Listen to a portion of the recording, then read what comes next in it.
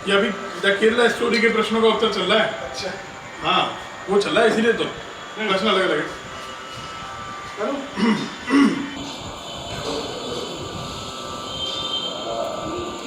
राधे राधे। श्री राधाकांत भगवान की जय। आज संस्कारशाला में तीसरे दिन हम और आप श्री राधाकांत मंदिर से साथ साथ जुड़ रहे हैं। बहुत सारे प्रश्न भक्तों की ओर से आ रहे हैं, लेकिन फिर भी जितने भक्त जुड़ने चाहिए और जितने नए भक्त जुड़ने चाहिए, जिनके मन में क्यूरोसिटीज़ हैं, जिनके मन में जिज्ञासाएं हैं, या नए बच्चे जुड़ने चाहिए, अभी उतने नए बच्चे जुड़ नहीं पा रहे हैं। और इसके लिए आप सबको अपने अपने स्तर पर कहीं ना कहीं प्रयास करना होगा। कृष्णाय वासुदेवाय हरये परमात्मने प्रणतक्लेशनाशाय गोविंदाय नमो नमः। ओम नमो भगवते वासुदेवाय। आइए बिना इधर उधर की बात किए हुए 2 दिन से हम संस्कारशाला में जो एक प्रयास है, अपनी नई पीढ़ी, हमारा प्रत्येक सनातनी वास्तव में सनातनी बने, प्रत्येक हिंदू वास्तव में हिंदू बने, वो हिंदुत्व को पहचाने, जाने और माने, उसके आचरण में हिंदुत्व आए। हिंदुत्व कट्टरता का नाम नहीं है, हिंदुत्व विनम्रता का नाम है। कल हम लोग राम जी के ऊपर बात कर रहे थे, और सबसे पहले जो बातें हो रही हैं, द केरला स्टोरी में जो प्रश्न उठाए गए कि जो भगवान राम अपनी पत्नी की रक्षा नहीं कर पाए रावण से, तो तुम्हारी रक्षा क्या करेंगे, ये जो प्रश्न उठाया गया था, उसका हम लोगों ने कल जवाब दिया। आप सब लोगों को आवाज़ सही सही आ रही होगी। अब हम अगले प्रश्न की ओर चलते हैं। द केरला स्टोरी में एक और प्रश्न उठाया गया। आज मुझे कुछ लोगों ने सुझाव दिया कि और सिंप्लीफाइड कर दिया जाए, बहुत सरल कर दिया जाए। कल थोड़ा सा कठिन हो गया, क्लिष्ट हो गया। अब चिंता मत करिए, आज मैं ऐसे समझाने की कोशिश करूंगा जैसे बच्चों को समझाते हैं, एक आम भाषा में। और आप लोग सब लोगों से मैं चाहूँगा आप लगातार कमेंट्स करते रहें। आपके मन में अगर बात समझ में आ रही है तो भी लिखिए, नहीं आ रही है तो भी लिखिए, क्वेश्चंस हैं उनको भी लिखिए, कोई क्वेश्चंस का समाधान हो रहा है तो उसको भी जरूर लिखिए, और समझ में आ रहा है तो सबको शेयर करिए। खास करके अपने घर के बच्चों को, पड़ोस के बच्चों को, नए बच्चों को जरूर शेयर करिए, जरूर सुनाइए। बहुत बड़ा प्रश्न है द केरला स्टोरी में उठाया गया भगवान कृष्ण के ऊपर। आसिफा नाम की एक लेडी जो हमारी बच्चियों को बहलाती है, तो वो कहती है कि तुम्हारा कृष्ण कैसा गॉड है कि वो हर स्त्री से प्रेम करने लग जाता है, हर एक कितनों से लव कर सकता है, उसको हर स्त्री से प्यार हो जाता है। माने कुल मिलाकर कृष्ण को वो मुस्लिम लेडी चरित्रहीन बताने का प्रयास करती है। और हमारी जो बच्चियां थीं उनके पास आंसर नहीं था, क्योंकि उनके पेरेंट्स ने, उनके माता पिता ने न खुद जाना, न कभी उनको बताया कि कृष्ण ने इतनी गोपियों के साथ डांस क्यों किया। और कृष्ण ने 16,108 16,108 मैरिजेस कंडक्ट क्यों की, विवाह क्यों किए। ये जो बात थी, मैं बहुत सरल भाषा में और कम शब्दों में, जिससे हम अगले टॉपिक की तरफ भी आज ही चलें, थोड़े थोड़े शब्दों में बात करेंगे, बात समझ में आनी चाहिए। पहला प्रश्न है कि गोपियों ने, इतनी गोपियों के साथ कृष्ण ने डांस क्यों किया। क्या कृष्ण को हर स्त्री से प्रेम हो जाता था? ये कैसा गॉड है? मैं कहता हूँ यदि सबसे प्रेम नहीं होता तो वो कैसा गॉड है? उस भगवान को हम भगवान माने कैसे जो सबसे प्रेम नहीं कर सकता? क्या भगवान क्रूर होते हैं? क्या भगवान क्रूर होते हैं? क्या भगवान प्रेम नहीं करते क्या अपने बच्चों से? आपके मन में ये दुष्टता क्यों भरी हुई है, आपके मन में ये जहर क्यों भरा हुआ है, पॉइजन क्यों है आपके अंदर कि आप एक ही तरह का रिलेशन मानते हैं। आपके यहाँ हो सकता है कि एक व्यक्ति 4-4 शादी कर दे, हमारे यहाँ तो एक पत्नी व्रत की बात है। मैं अभी प्रूव करूंगा, जो लोग कथाओं में मेरे साथ हमेशा जुड़ते हैं वो लोग जानते हैं कि हर भागवत कथा में मैं ये टॉपिक जरूर उठाता हूँ और 5-10 मिनट इस पर बात जरूर करता हूँ कि भगवान कृष्ण के 16,108 शादियां हुई या नहीं हुई, ये सच है या झूठ है। तो पहला प्रश्न का उत्तर तो ये है बच्चों, कोई कहे तुम्हारे कृष्ण को सबसे प्रेम होता था क्या, तो कहना अगर सबसे प्रेम नहीं करते तो वो भगवान नहीं होते। हमारे भगवान सबसे प्रेम करते हैं, जीव मात्र से प्रेम करते हैं। अरे वो हाथी के लिए आपने सुना है ना, कहानी सुनी है, एक तालाब में एक क्रोकोडाइल ने, मगर ने एक एलिफेंट को पकड़ लिया, हाथी को पकड़ लिया, तो उसकी आवाज नारायण कृष्ण ने सुनी कि नहीं, उसके लिए आए कि नहीं। बलि महाराज एक भक्त थे लेकिन असुर थे, डीमन थे, उनके लिए भगवान आए कि नहीं आए। प्रहलाद महाराज, असुर कहते हैं उनको लोग, उनके लिए भगवान पत्थर से प्रकट हुए कि नहीं हुए। जो सबसे प्रेम नहीं करता वो भगवान हो ही नहीं सकता। मैं किसी और धर्म के भगवान पर कोई टिप्पणी नहीं करना चाहूंगा, मेरी दृष्टि में वो भी आदरणीय हैं। हिंदू धर्म हमें ये नहीं सिखाता, मजहब नहीं सिखाता की बात नहीं है, धर्म नहीं सिखाता आपस में बैर करना, ध्यान दीजिएगा। मजहब नहीं सिखाता आपस में बैर करना, तो बेटा केरला स्टोरी में क्या परोसा जा रहा है, ये मजहब परोस रहा है कि नहीं, मजहब सिखा रहा है कि नहीं आपस में बैर करना। मैं कहता हूँ, मेरे कई गर्व से कहता हूँ, मेरे कई भाई, कई मित्र जिनको मैं प्रेम करता हूँ, बहुत सारे भाई मेरे मुस्लिम हैं, हमारे मन में तो कभी भी कोई कड़वाहट नहीं होती। कृष्ण ने इतनी गोपियों के साथ डांस क्यों किया बच्चों या सामान्य व्यक्तियों, भक्तों, ये गोपी कौन है? गोपी माने ब्रज में जो लेडीज रहती थी, बरसाना, नंदगांव, गोकुल, गोवर्धन, दाऊजी, ये सब जो लेडीज रहती थी वृंदावन के सराउंडिंग, इनको गोपी कहते थे। ये गोपियां कौन है जिनके साथ कृष्ण डांस कर रहे हैं? वेद के मंत्र भगवान कृष्ण के साथ डांस करना चाहते थे, इसलिए गोपी फॉर्म लेके प्रकट हुए। समझिए, किसके साथ भगवान डांस कर रहे हैं? वेद के मंत्रों के साथ। भगवान राम, शादी हो रही है सीता जी के साथ, तो भगवान की जो ससुराल थी, सीता जी का जो मायका था मिथिला, वहाँ की जो लेडीज थी, सब ने राम जी से प्रे किया कि आप हमको भी एक्सेप्ट कीजिए, हमसे विवाह कीजिए। राम ने कहा मैं एक ही विवाह करूँगा, कृष्ण बनकर आऊँगा, तब तुम सब मेरे साथ डांस करना।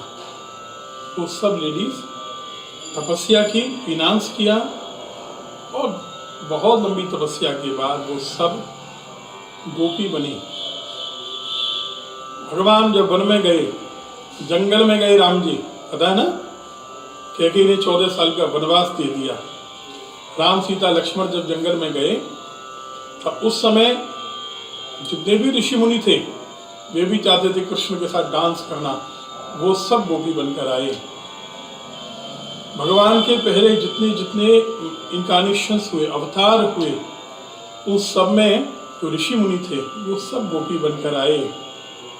बहुत लंबी सीरीज है, हजारों लाखों साल तक प्रे करने के बाद, तपस्या करने के बाद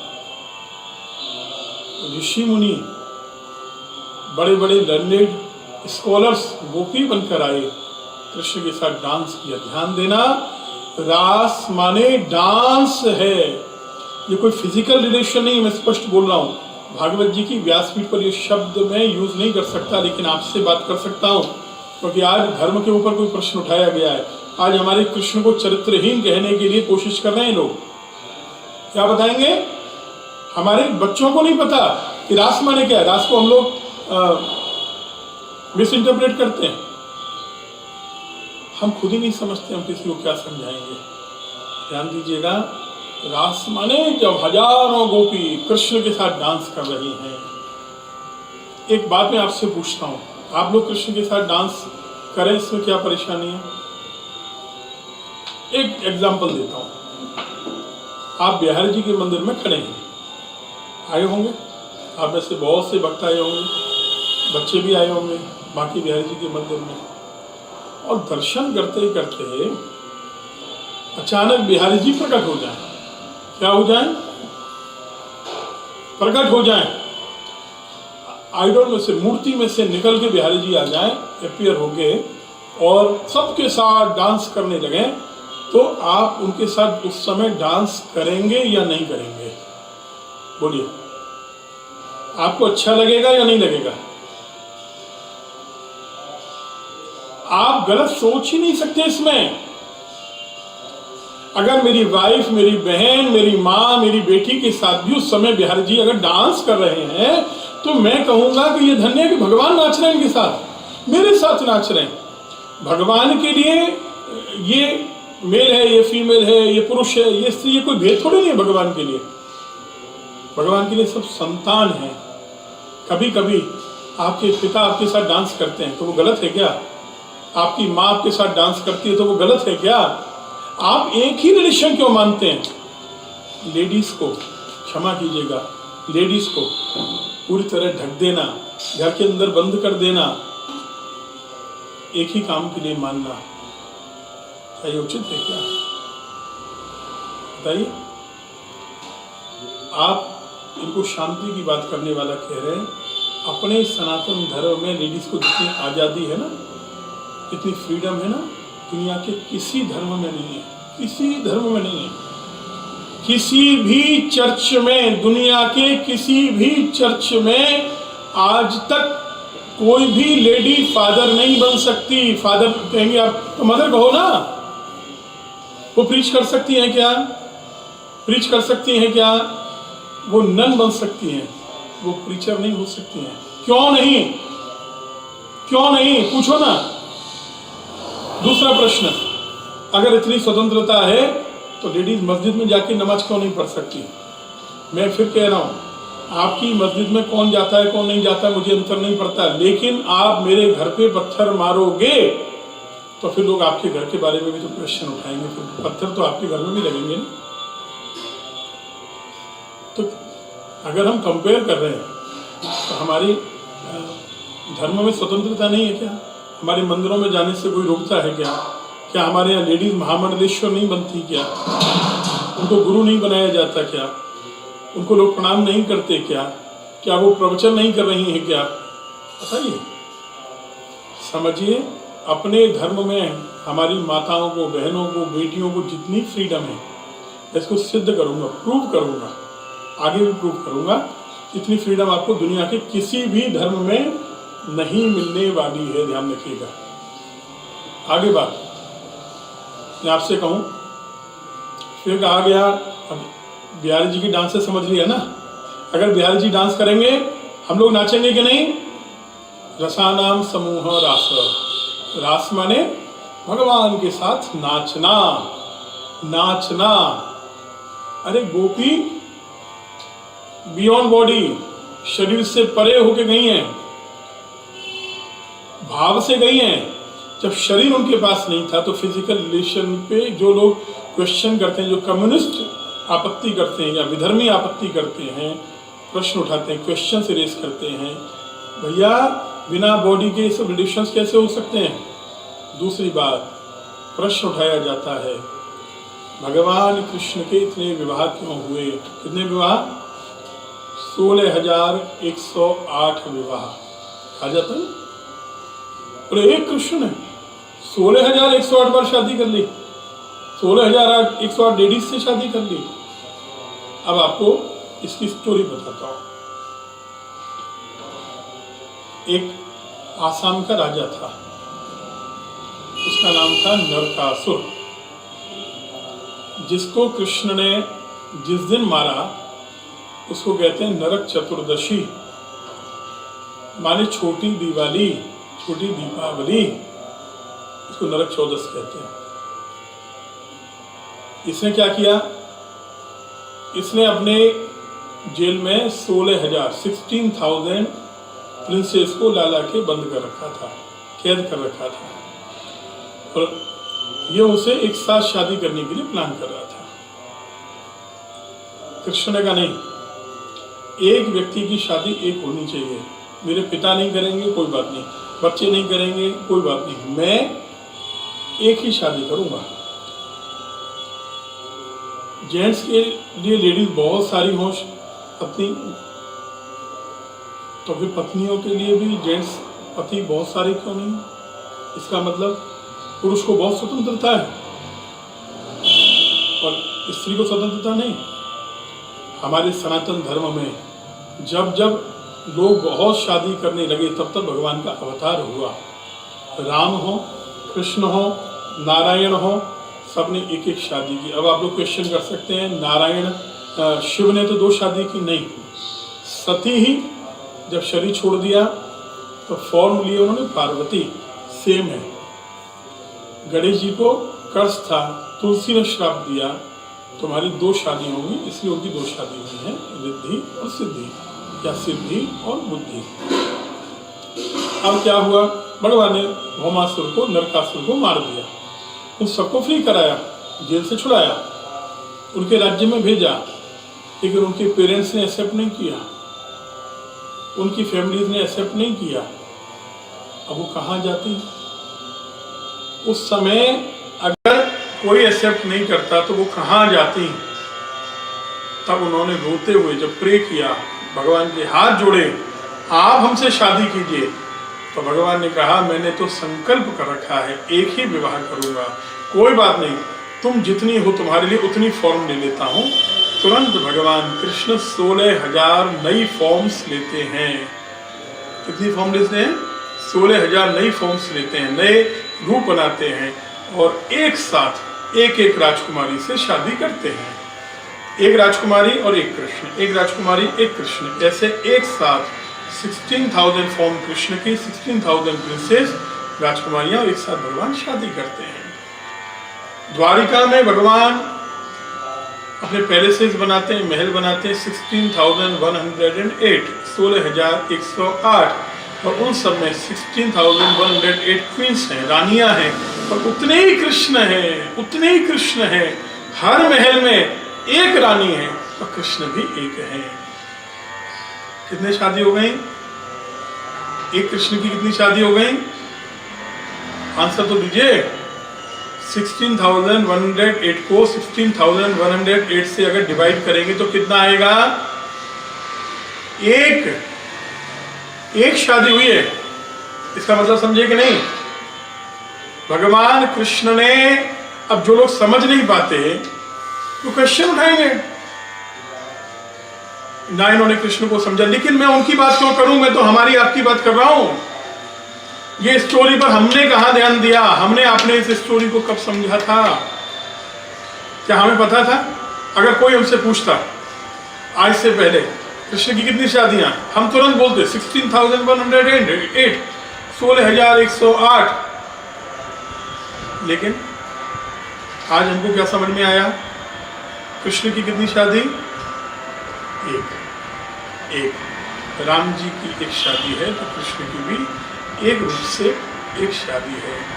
तो ये बहुत बड़ा जो क्वेश्चन भगवान कृष्ण पर उठाया जाता है, ये हमारे दिमाग से अब टोटली निकल गया या नहीं निकल गया? बोलिए, निकल गया या नहीं निकल गया? क्लियर हो गया।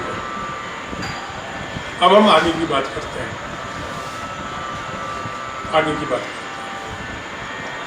क्योंकि आज छोटी छोटी बात करेंगे, अगले टॉपिक्स पर भी हम चलेंगे। अगला प्रश्न बहुत सुंदर हमको बताया, जैसा गोपाल जी ने बताया। अगला प्रश्न, उस द केरला स्टोरी में एक बात मैं आपसे कहूँ, कल से हम लोग नई तरह से शुरू करेंगे बच्चों के लिए। हमें क्या करना है, हम क्या करें, हमारे बच्चों को सुबह से रात तक जीवन कैसे जीना है, हम वास्तव में हिंदू कैसे बने। क्या तिलक लगाने से, चोटी रखने से हम हिंदू बन जाएंगे क्या? इसकी बात हम लोग कल से धीरे धीरे शुरू करेंगे। अभी तो द केरला स्टोरी के एक बार जो भी आंसर्स हैं वो हम दे दें, उसके बाद हम कल से फिर उस पर चलेंगे। अगला प्रश्न है, उस द केरला स्टोरी में आसिफा कहती है कि अल्लाह केवल उसको प्रोटेक्ट करेगा जो हिजाब पहनेगा, जो हिजाब नहीं पहनता अल्लाह उसकी हिफाजत नहीं करता। हिजाब समझते हैं क्या? समझते हैं क्या? सिर को कवर करना एक कपड़े से, गले को कवर करना, इस एरिया को कवर करना, इसको कहते हैं हिजाब।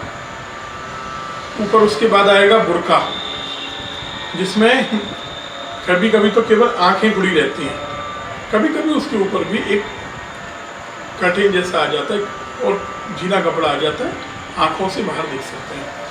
एक बात मैं स्पेशली कहूँ, इस्लाम में क्या कस्टम्स है मुझे उससे कोई परेशानी नहीं, उनका धर्म है तो क्यों ना उसको फॉलो करें। वो बुर्का पहने, वो हिजाब पहने, वो शरीर को ढककर रखें या ना रखें, ये उनका विषय है। तो जी हम अपने विषय की बात करें ना, क्योंकि दुनिया में हर धर्म आपको कन्वर्ट करने में लगा रहेगा। केवल एक सनातन धर्म है, केवल एक हिंदू है जो आपको कभी कन्वर्ट नहीं करेगा, जो आपका धर्म परिवर्तन करने में विश्वास नहीं रखता, तो आपको एक अच्छा आदमी बनाने की कोशिश करेगा। आप इस्लामिक हैं, इस्लामी रहिए, आप क्रिश्चियन हैं, क्रिश्चियन रहिए, वॉट एवर यू आर, आप जो हैं, पारसी हैं, यहूदी हैं, बौद्ध हैं, जैन हैं, जो हैं आप रहिए। लेकिन सनातनी कहेगा आप अच्छे बनिए, जिसको मानते हैं अच्छी बात करिए, कन्वर्ट करने की बात नहीं करेगा। आप भी अपने धर्म में खुश रहिए, हम अपने धर्म में खुश हैं, लेकिन आप मेरे धर्म पर तो उंगली नहीं उठाएंगे ना। अगर मैं आपके धर्म पर उंगली उठाता हूँ तो मेरे लिए फतवा जारी होगा, लेकिन आप मेरे धर्म के ऊपर आपत्ति करेंगे, कोई भी क्वेश्चन उठाएंगे, तब वो क्या बराबरी की बात है क्या? अब हम अपने धर्म की बात करते हैं, तो क्या अल्लाह की जगह हम भगवान कर दें? क्या भगवान केवल उनको प्रोटेक्ट करते हैं जिनका पूरा शरीर कवर होता है? हमारी बच्ची, हमारे घर की लेडीज, जिनकी फुल बॉडी कवर हो, शरीर ढका हुआ हो, तभी भगवान हमारी रक्षा करेंगे क्या? तब तो क्षमा कीजिए, द्रौपदी के तो कपड़े उतारे गए थे ना, उतारे गए थे ना। क्या द्रौपदी ने आंखों के अलावा सब कुछ ढका हुआ था क्या? कौन जी बच्चों, आपने एक स्टोरी सुनी है, 100 कौरव थे, 5 पांडव थे, महाभारत युद्ध में कजिन ब्रदर्स थे, आपस में लड़ाई हो गई पांडव और कौरवों में, और पांडवों ने गलती की, उन्होंने जुआ खेला, जो जुआ कभी नहीं खेलना है। कोई भी मोबाइल में या लैपटॉप पर, टीवी पर ऑनलाइन गेम किसी भी तरह से आए, कभी उसमें शामिल मत होना। ये आपको जुआ खेलना सिखा रहा है, आपको बर्बादी की तरफ ले जाएगा। ऑनलाइन गेम के विरोध में मैं बहुत बात आजकल करता हूँ, ये टॉपिक जरूर रिलीज करता हूँ, एक दिन अलग से ये टॉपिक हम लोग लेंगे, लेकिन पहले अपने संस्कार की बात करेंगे। तो पांडवों ने भी तो गलती की ना, अगर जुआ खेलोगे तो फिर अब तो भुगतना ही है। दुर्योधन ने, जो कौरवों में सबसे बड़ा भाई था, कहा द्रौपदी को खींच के ले आओ, दुशासन ले आया, कहा इसके कपड़े उतारो। ये अधूरी कहानी सुनी आपने। कहा ये है महाभारत में कि पांडवों के और द्रौपदी के सबके कपड़े उतारो। पांडवों ने ऊपर जो दुपट्टे डाले हुए थे वो फेंक दिए, उतार के फेंक दिए, केवल धोती पहने रही। और द्रौपदी के जब कपड़े उतारने की कोशिश की गई, तब भगवान कृष्ण कोई काम नहीं आया, पांचों पति काम नहीं आए, हाथ पे हाथ धरे बैठे रहे, नजर नीची करके बैठे रहे, कृष्ण काम आए। क्योंकि द्रौपदी ने एक बार कृष्ण की उंगली में जब कट लगा था, वो भक्ति की बात होगी इसलिए उस स्टोरी में मैं नहीं जाऊँगा, केवल बच्चों को समझा रहा हूँ। तो एक अपनी साड़ी को फाड़ के कपड़ा लपेट दिया था। वो जो बैंडेड लगाई थी अपनी साड़ी की, उसके लिए भगवान को द्रौपदी को प्रोटेक्ट करना पड़ा, कपड़े का अवतार लेना पड़ा, वस्त्र का अवतार लेना पड़ा, और इतनी साड़ी बढ़ाई, इतनी साड़ी बढ़ाई कि दुशासन खींचते खींचते खींचते खींचते खींचते हार गया। हजारों साड़ियाँ उतरती चाहे, लेकिन इधर से साड़ी आ रही है, उधर से खींच रहा है, सब हार गए, लेकिन द्रौपदी की साड़ी हटी नहीं।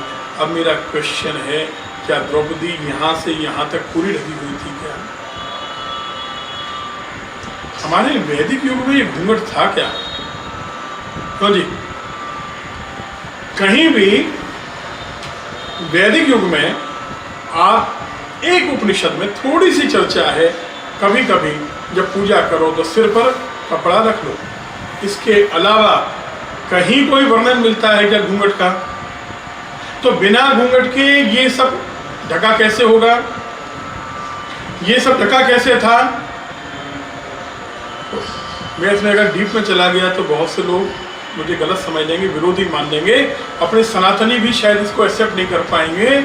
बहुत पुराने समय की ड्रेसेस को जरा हिस्ट्री में जाकर देखिए कि वो ड्रेसेस क्या होती थी, जरा देखिएगा, सुनिए।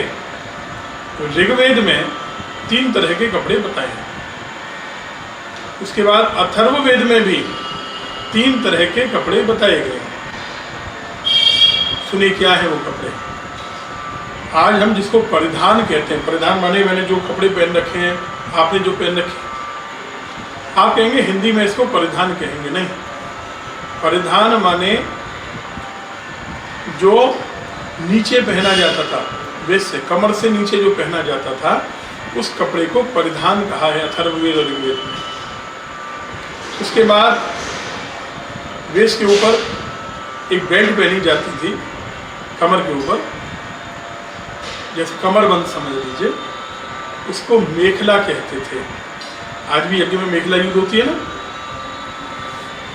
यज्ञ कुंड की भी मेखला होती है ना।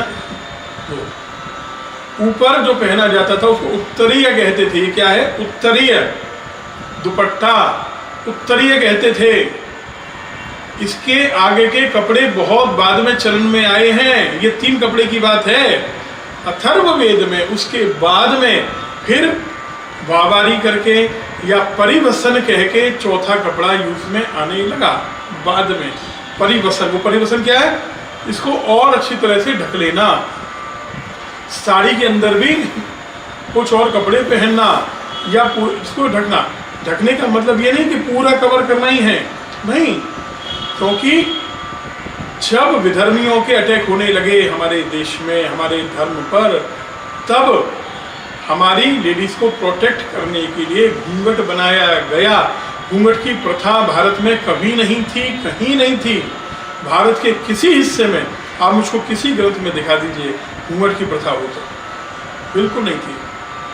आप साउथ में चले जाइए, साउथ इंडिया में बच्चों या भक्तों, आज भी शादी के समय भी लेडीज सिर को नहीं ढकती। ढकती है क्या? बताइए मोहनलाल जी, सिर रखती है क्या?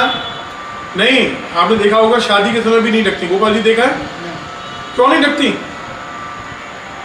ये हमारे कल्चर में एसेंशियल नहीं था, ये जरूरी नहीं था। ये मुस्लिम आए, विधर्मी आए, मुस्लिम में सब गलत नहीं, फिर कह रहा हूँ, जो दुष्ट आए, आतंकवादी, मोहम्मद गौरी, इल्तुतमिश, खिलजी, महमूद गजनवी, अकबर, जहांगीर, शाहजहां, औरंगजेब जैसा दुष्ट, औरंगजेब जैसा दुष्ट, अब ये लोग होंगे तो इनको अगर आतंकवादी नहीं कहोगे तो क्या कहोगे? बोलो, ये आतंकवादी नहीं थे क्या? तो ये तो आतंकवादी थे ना। तो इनसे अपनी बच्चियों को बचाने के लिए, अपनी लेडीज को बचाने के लिए तब घूंघट शुरू किया गया। जिनको आप कहते हैं ना ये हमारे प्रोटेक्टर हैं, अरे सेक्युलरिज्म की बात करो, धर्मनिरपेक्षता की बात करो, अरे क्षमा करना, बेटे ने बाप को मारा, उसने अपने बाप को मारा, उसने अपने बाप को मारा, बहन को मारा, भाई को मारा, कहाँ तक जाऊं? कहते हैं शाहजहां मुमताज महल को इतना प्रेम करता था कि उसने मुमताज की याद में फिर उसको चैन नहीं पड़ा, ताजमहल बनवाया। तो आपको बताऊं एक हिस्ट्री, और मुमताज इसकी 14वीं बीवी थी। कितनी? 14वीं। और उसके मरने के बाद भी शाहजहां ने उसके प्रेम में 3 शादियां और की। बोलो राधे राधे। अब बताइए कितना प्रेम करता था। हमको क्या क्या सिखाया गया, क्या क्या पढ़ाया गया। मैं कंक्लूजन पर आऊँ क्योंकि टाइम हमारा पूरा हो गया है। कंक्लूजन पर आता हूँ। कल हम लोग नया टॉपिक लेंगे। कोई ज़रूरी नहीं है लेकिन कि पूरा शरीर ढका रहे, लेकिन मर्यादित कपड़े हमको पहनने चाहिए। सुनिए, हर धर्म में एक ड्रेस कोड है, लेकिन अपने धर्म में बहुत फ्रीडम दी, लेकिन ये कहा कि मर्यादित कपड़ों में जरूर रहो। तो मर्यादित कपड़े आसाम के लिए अलग हैं, बंगाल के लिए अलग हैं। आप राजस्थान में चले जाएं, बांसवाड़ा साइड में, जैसलमेर साइड में अलग तरह की ड्रेस है कि नहीं? बोलिए। आप काठियावाड़ में जाएंगे, उनके कपड़े आपके लिए नॉर्थ इंडिया में आप अच्छे मानेंगे क्या? नहीं, वो उनका कल्चर है। और आप हरियाणा में चले जाएंगे, उत्तर प्रदेश में आ जाएंगे तो यहाँ घूंघट भी रखेंगे, ये उनका कल्चर है, अपना कल्चर है।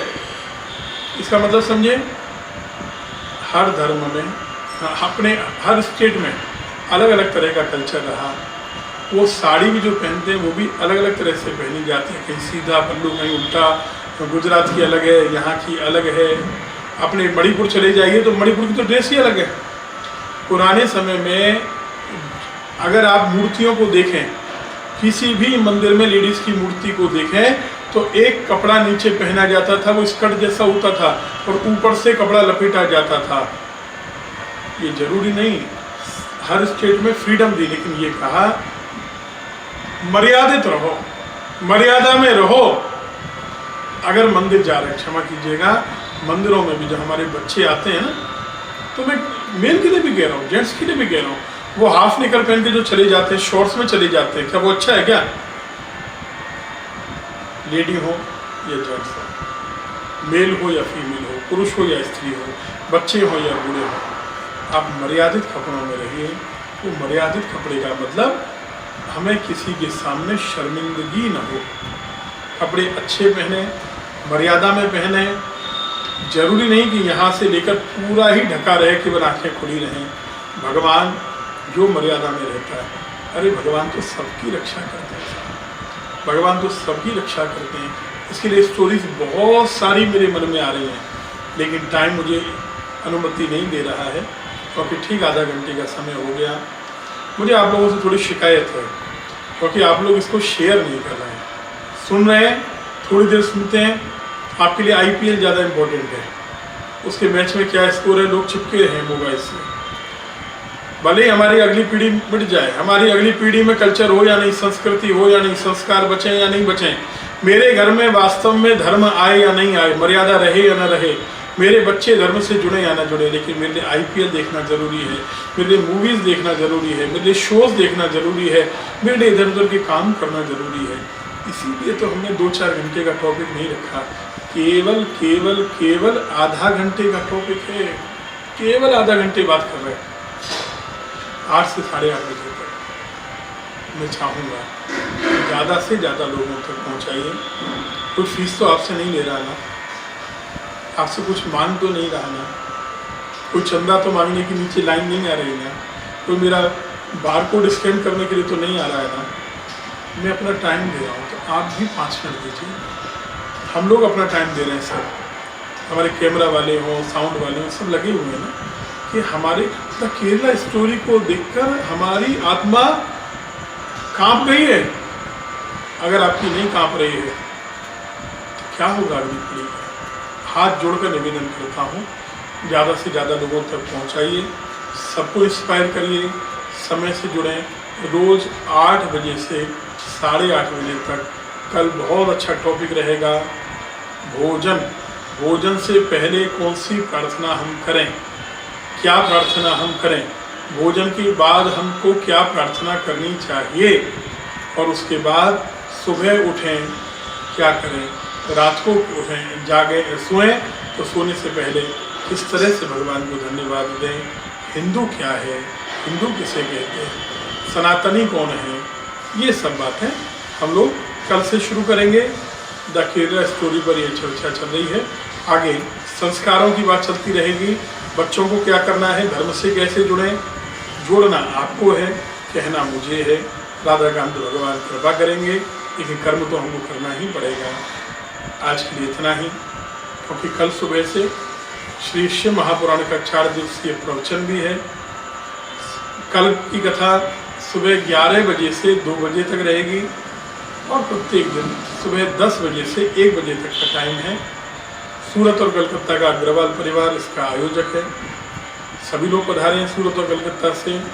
हरे कृष्णा ऑर्चिड, सुनरक रोड, वृंदावन में बहुत सुंदर आयोजन है। जो मथुरा, वृंदावन, आगरा के लोग हैं, दिल्ली के लोग हैं या आमंत्रित हैं, जो बाहर के हैं, वे लोग समय से फेसबुक और यूट्यूब के माध्यम से अपने अपने घरों में बैठकर इन लिंक्स पर, फेसबुक और यूट्यूब के हमारे जो लिंक हैं उन पर जुड़कर समय से शिव महापुराण का आनंद लें। कल से ही शिव विवाह की चर्चा शुरू हो जाएगी। कल और परसों शिव विवाह, फिर 2 दिन और उत्सव रहेंगे। इस तरह आनंद रहेगा 4 दिन का। आप लोग कल रात को भी हम लोग ठीक 8 बजे से 8:30 बजे तक समय से जुड़ेंगे, आगे की चर्चा करेंगे। राधे राधे। श्री राधा का